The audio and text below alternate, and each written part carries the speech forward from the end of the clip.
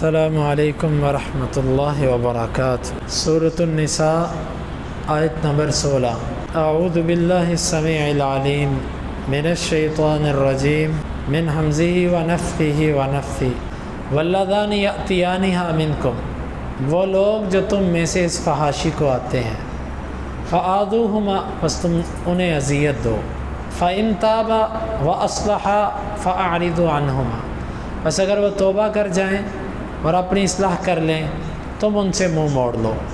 ان اللہ کان توابا رحیما، بے شک اللہ ہے بہت توبہ قبول کرنے والا، رحم کرنے والا۔ اس آیت مبارکہ کے دو مطلب مفسرین نے بیان کیے ہیں۔ ایک مطلب تو اس کا جو ابن عباس رضی اللہ عنہ، اکرمہ اور دیگر اہل علم سے ہے، وہ پیچھے والا ہی ہے۔ واللذانی، وہ دونوں سے مراد مرد اور عورت، مرد اور عورت جو اس فحاشی کو آئیں تم میں سے مراد یعنی مسلمانوں میں سے۔ البتہ اگر غیر مسلموں کا کوئی فیصلہ اسلامی عدالت کے اندر آ جائے تو وہ فیصلہ بھی کتاب و سنت کے مطابق کیا جائے گا۔ جس طرح کہ اللہ کے نبی صلی اللہ علیہ وسلم کے پاس دو یہودیوں کا مسئلہ آیا، یہودی جوڑے کا، آپ صلی اللہ علیہ وسلم نے ان کو رجم کا حکم دیا، ان کو رجم کر دو۔ تو غیر مسلموں کا معاملہ جب اسلامی عدالت کے اندر آئے گا تو فیصلہ کتاب و سنت کے مطابق ہوگا، ان کے مذہب کے مطابق نہیں کیا جائے گا۔ یہ ہے اسلام۔ اسلام ہمیں یہ سبق دیتا ہے کہ غیر مسلم بھی تمہارے پاس فیصلہ لے کر آئے، تم نے اپنی کتاب کے مطابق فیصلہ کرنا، نہ کہ مسلمانوں کے فیصلے بھی ان کے قانون کے مطابق کیے جائیں۔ فآذوہما، پس تم ان دونوں کو اذیت دو۔ اذیت دینے سے مراد ہے زبان سے سخت کلمات، شرم دلانا، آر دلانا، یہ مراد ہے، کیونکہ ابھی تک 100 کوڑوں والی آیت مبارکہ تو اتری نہیں تھی، رجم کیے جانے کا حکم تو ابھی آیا نہیں تھا۔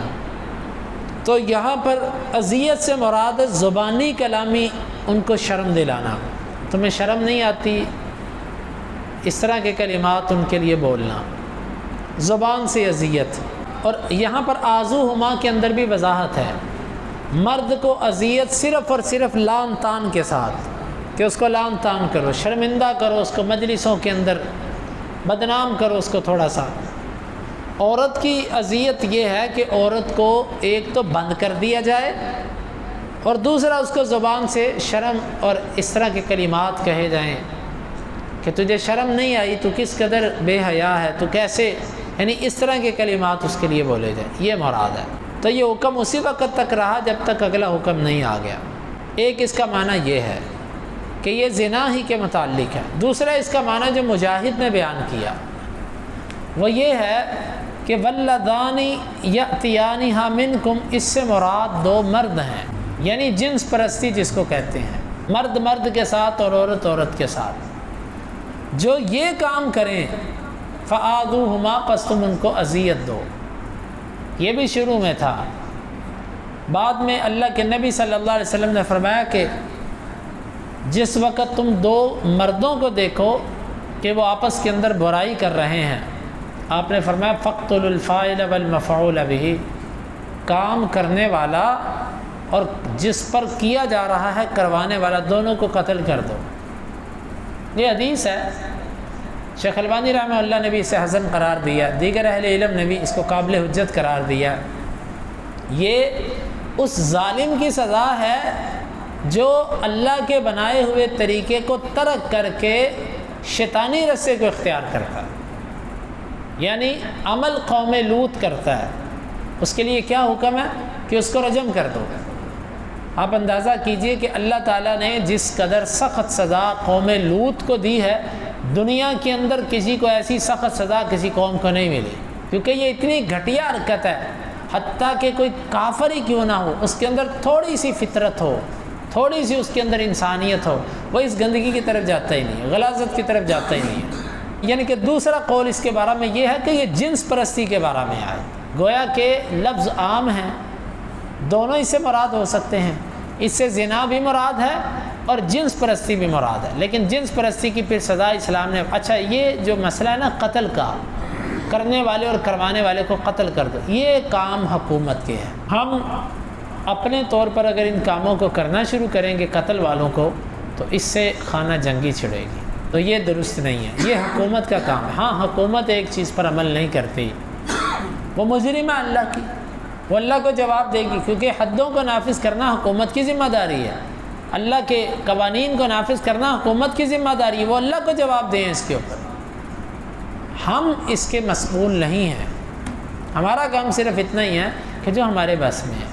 ہاں اگر کسی جگہ پر آپ سمجھتے ہیں کہ ایسا جرگہ سسٹم ہے کہ وہاں پر حکومت کی طرف سے بھی آپ کو اجازت ہے کہ ٹھیک ہے آپ پر پنچایت میں جو فیصلے کرتے ہیں آپ کے فیصلے قبول ہیں، تو وہ شریعت کے مطابق فیصلہ کر دیں۔ صورت دیگر اگر حکومت سے ٹکراؤ آتا ہے تو یہ درست نہیں ہے، یہ پھر اللہ کو جواب دیں کہ یہ اللہ کے قوانین کے ساتھ کیا کر رہے ہیں، اس کا جواب یہ اللہ کو دے گا۔ فَإِن تَابَا وَأَصْلَحَا فَأَعْرِضْ عَنْهُمَا، اللہ تعالیٰ نے فرمایا کہ اگر وہ اپنے اس عمل سے باز آ جائیں، دونوں مراد ہیں، زانی مرد اور عورت زنا کرنے والے بھی مراد ہو سکتے ہیں، اور جنس پرست یعنی مرد مرد اور عورت عورت، اگر یہ باز آ جائیں توبہ کر لیں۔ توبہ زبان سے ہوتی ہے، وَأَصْلَحَا، اور ساتھ اپنی اصلاح کر لیں۔ اصلاح کرنے کا مطلب یہ ہے کہ دوبارہ اس عمل کا اعادہ نہ کریں، دوبارہ زنا کی طرف یا عمل قوم لوط جنس پرستی کی طرف دوبارہ جائیں نہ۔ اگر یہ دو چیزیں پائی جائیں فَأَعْرِضْ عَنْهُمَا، تم نے ان سے منہ موڑ دینا۔ منہ موڑنا کیا ہوتا ہے؟ پھر ان کو دوبارہ تم نے آر نہیں دلانی، ماضی کی غلطیوں پر شرم نہیں دلانی۔ کیوں؟ التائب من الذنب کمن لا ذنب لہ، جو گناہ سے توبہ کرتا وہ ایسے ہی ہے جیسے اس کا گناہ نہیں تھا۔ یہاں پر دو باتیں سمجھنے والی ہیں۔ ایک دیکھیں اسلام ہمیں کتنے عظیم اخلاق کا درس دیتا ہے کہ جو بندہ اپنی غلطی سے توبہ کر جائے اس کو اس کی ماضی کا تانا نہیں دینا۔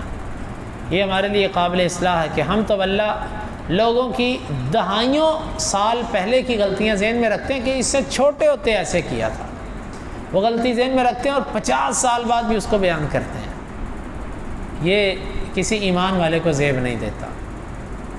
دیکھیں میں آج غلطی کر رہا ہوں، کل تک میں اپنے آپ کو کہتا ہوں یار کل میں غلط تھا، آج میں ٹھیک ہو گیا، آج میں بہتر ہوں، مجھے میرے کل کا کوئی تانا نہ دے، تو میں کسی کو 10 سال بعد بھی معاف نہیں کرتا۔ 10 سال بعد بھی میں اس کو پکڑ لیتا ہوں کہ تو ایسے کیا تھا تو نے۔ اس لیے اللہ کے بندو لوگوں کو ان کے ماضی کا تانا نہ دے۔ ہاں اگر کسی بندے کے بارے میں آپ کو علم ہے کہ اس کا معمول ہے وہ باز نہیں آ رہا تو وہ الگ چیز ہے، لیکن اگر کوئی توبہ کر جائے یا جس کے ماضی کا آپ کو علم ہو اور موجودہ وقت کا آپ کو پتہ نہ ہو کہ اب وہ باز آیا کہ نہیں آیا، آپ اس کو تانا نہیں دے سکتے جب تک آپ یقین پر نہ آ جائیں کہ وہ واقعی ماضی پر ہے۔ اور دوسری بات یہ ہمیں اسلام کہتا ہے کہ جب وہ توبہ کر جائے، اپنی اصلاح کر لے، تم نے اعراض کرنا ہے۔ اعراض کرنے سے مراد یکسر اپنا رویہ اس کے لیے تبدیل کر دیں، وہی پہلے والی محبتیں، وہی پہلے والا احسان، پہلے والی عزت اور تکریم اس کی شروع کرو، اعراض کرو۔ اعراض میں اشارہ اس بات کی طرف اگر وہ برائی سے منہ پھیر گیا تم اس سے منہ پھیر جاؤ، ملامت سے منہ پھیر جاؤ، شرم دلانے سے منہ پھیر جاؤ، یہ مراد ہے، کسی بھی طرح اس کو اذیت نہیں دینی۔ ان اللہ کان توابا رحیما، بے شک اللہ تعالیٰ بہت توبہ قبول کرنے والا، رحم کرنے والا۔ جب اللہ توبہ قبول کرتا ہے، رحم کرتا ہے، تو پھر بندوں تمہیں حق نہیں ہے رب تو معاف کر دے اور تم معاف نہ کرو۔ اللہ رب العالمین سے دعا ہے اللہ تعالیٰ اس آیت مبارکہ کو سمجھنے کی اور عمل کی توفیق عطا فرمائے۔